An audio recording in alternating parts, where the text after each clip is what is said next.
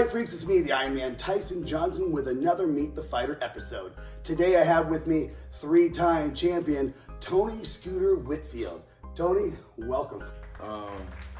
With the second fight with Brian, I went in by a third round TKO, right? Finish. So we always want to finish here. Definitely, I believe once people saw what happened that third fight, they seen flaws and, oh, I could do A, B, and C, and this is how you beat them, you know? My first two fights went out by finish, and it finished strong. It made me seem like I made a steal. They seen a crack in that steal, and they want to exploit it. It's not that easy, right? Because we're always working to be better in here and always upgrading our game. Sure. So he got finished. Yeah. Definitely. Great competitor that was for the interim Gladiator Flyweight Championship. Obviously, you won that title. Next came for the actual Flyweight World title. And they brought in a ringer, we thought. I mean, some guy that wasn't even in rankings. Yes, sir. Pulled him out of somewhere. Some superstar kickboxer, grappler guy. Definitely. Name is Zion. Again, respect to Zion and their team. We appreciate all their hard work and their efforts and their fighting abilities. So Zion came out. Tough fight. We clearly think that you won the first round. Mm-hmm. After that, this guy kind of had his way with you in a sense. Mm-hmm. Tell us a little bit about that. What was going through your mind? How did that fight come about? I love that fight because it made me recognize something in myself, right? Definitely my toughest fight. That first round, I came out like a bullet again, right? Destroyed the first round, definitely dominated the whole round. Don't know how it didn't get scored that way on the cards. That's fine, right? We always finish.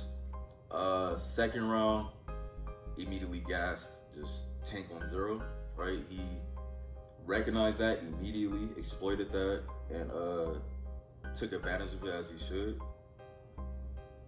We boxed, we grappled a little bit, you know. I'm completely gassed out, right? I'm still not gonna get finished because we don't get finished over here. Third round went the exact same way until he put me in an Achilles lock, right? And their idea of winning is to hold a lot and to let the time go on instead of scoring, actually fighting, and or finishing. Kind of laying and praying, huh? Yeah.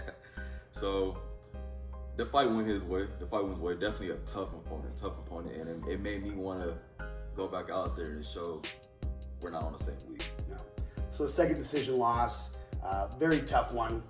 What do you contribute to you being so tired? From what I understand, your coach pushes you to work that cardio and make sure that you're in shape and in condition, you're ready to go for a fight. So what do you attribute to that? What happened?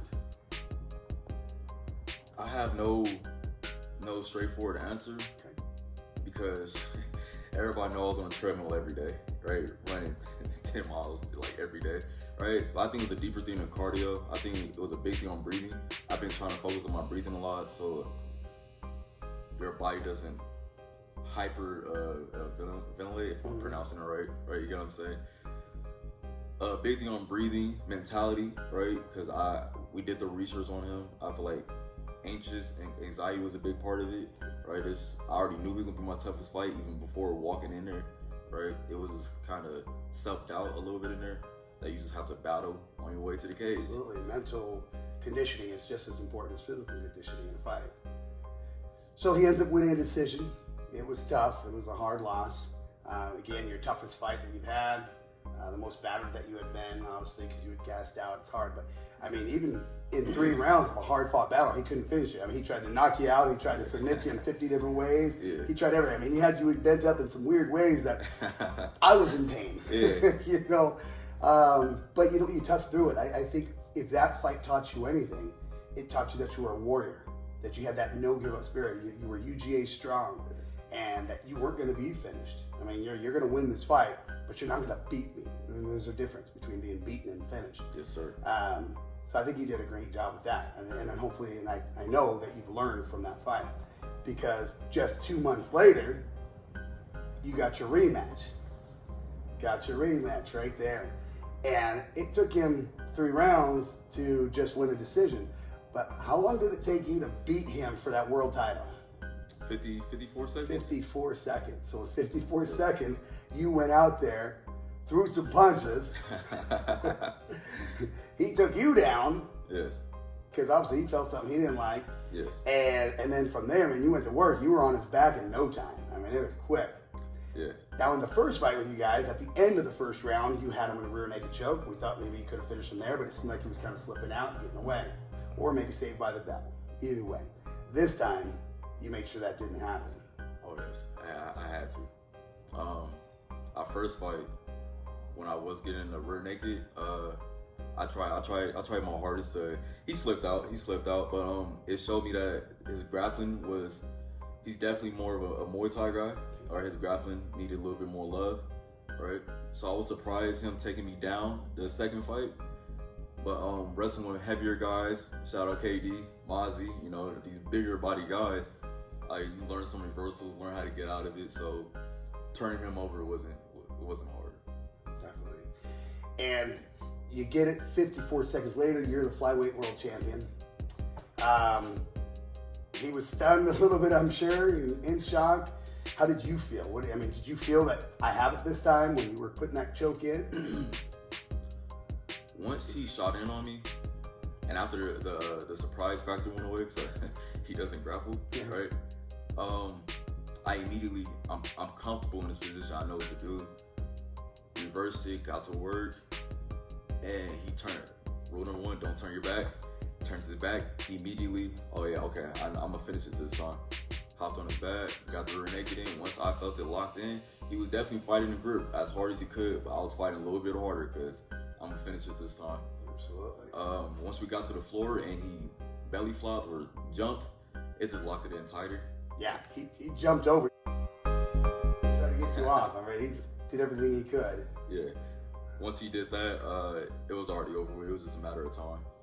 You just rolled him over belly down and finished it. Yes, sir. 54 seconds into the first round. A fantastic way to make a comeback, get your revenge, let's say, in your rematch, and of course, win the title.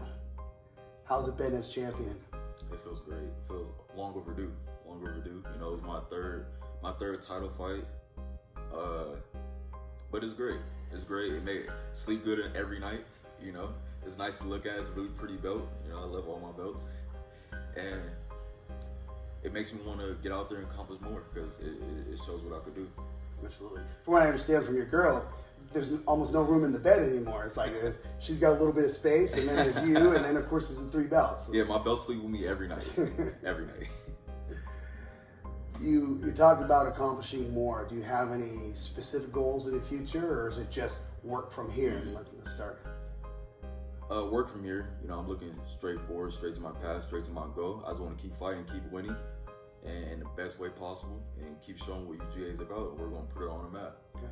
I understand that you and KD being your main training partner, and shout out to KD. We appreciate all your help and all your hard work. Both of you guys won the All-American MMA Championship titles that night, as well as you, of course, won the flyweight title. But from what I understand, you guys are doing some community services coming up.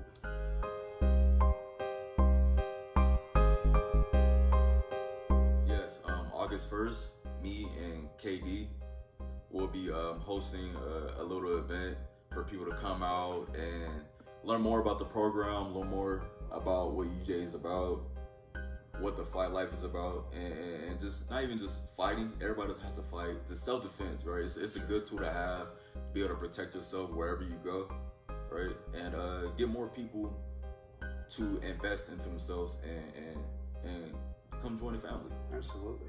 And that's in conjunction with National Night Out, which is a law enforcement program. And what they do is they go out there and help people to fight against crime. I mean, obviously crime these days has gone up so much.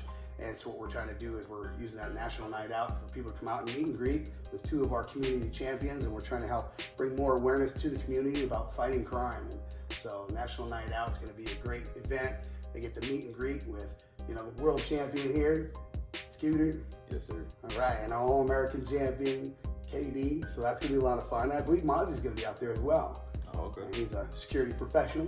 And, shout out to Mozzie, of course. And, he's an undefeated fighter himself and one of the coaches here at the University Grappling Academy. So that's going to be a lot of fun. So it'll be great for you guys to get out there and kind of mingle with the community. Do you guys plan on doing more things with the community to kind of help shine a bright light on yourselves and the world of fighting and MMA and the Universal Grappling Academy? Yes, we do, and that's coming in the real near future. So look out for that. Just to show our face more, show not our accomplishments, but what we could accomplish, right? You know, and just bring more people to that light. Absolutely. So is that your goal? Is to kind of be a good focus for other people, maybe young people, kind of give them something better to do with themselves than out there committing crimes or just being mischievous, kind of giving them a better thing to look up to, you know, giving an idea or maybe a goal? Definitely. I think everybody should try their best to be a role model for just people around, people close to you, right? Sit down, focus on your goals, and try to better yourself every day, right? Don't dig a hole for yourself, right? And just show it's possible, right? I didn't have the best background either, and here I am, world champion, right? I feel like I'm a decent guy, right? I love everybody around me. I love everybody in the gym, right? I go to work, come home, and every day is a great day, a blessed day. Fantastic. Well, Scooter, anything you want to say to your fans, your friends out there? To all my supporters, I thank you. Right, I couldn't get this far without you, and just look for me in the near future. Fantastic. Well, once again, ladies and gentlemen, I'm your host, the Iron Man Tyson Johnson, with another Meet the Fighter moment. We have here 3-belt champion Tony Scooter Whitfield from the Universal Grappling Academy. We want to thank each and every one of you for all your support, for watching our show. Please give us a like, give us support, give us some love, and we'll talk to you soon next time here on Meet the Fighter.